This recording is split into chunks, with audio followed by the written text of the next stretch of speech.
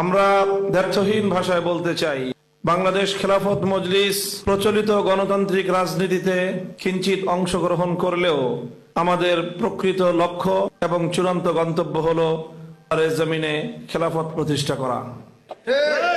খেলাফত প্রতিষ্ঠার জন্য বাংলাদেশ খেলাফত মজলিস মনে করে গণ আন্দোলনের কোনো বিকল্প নেই। গণ আন্দোলনের মাধ্যমে সকল তাগুতি শক্তিকে পরাস্ত করে গণমানুষের ব্যাপক সমর্থন এবং তাদের অংশগ্রহণের মাধ্যমে একটি বিপ্লব সংগঠন করতে হবে। আর সে বিপ্লবের মধ্য দিয়ে মানবরচিত সকল মতবাদ তন্ত্রমন্ত্রের পতন ঘটবে, দেশ হবে খেলাফত রাষ্ট্র, বাংলাদেশ হবে ইসলামী রাষ্ট্র।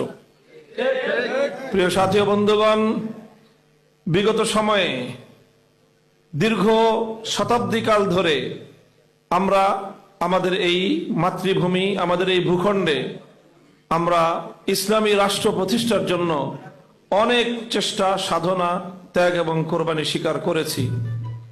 কিন্তু দুর্ভাগ্যজনকভাবে যাদেরকে আমরা দায়িত্ব দিয়েছি তারা বারবার জনগণকে প্রতারিত করেছে, জাতির সঙ্গে কৃত ওয়াদা এবং অঙ্গীকার তারা ভঙ্গ করেছে, বিশ্বাসঘাতকতা করেছে। আপনারা জানেন 190 বছরের ব্রিটিশ বিরোধী সংগ্রামে, ব্রিটিশ বিরোধী আন্দোলনে, আজাদী এবং মুক্তির সংগ্রামে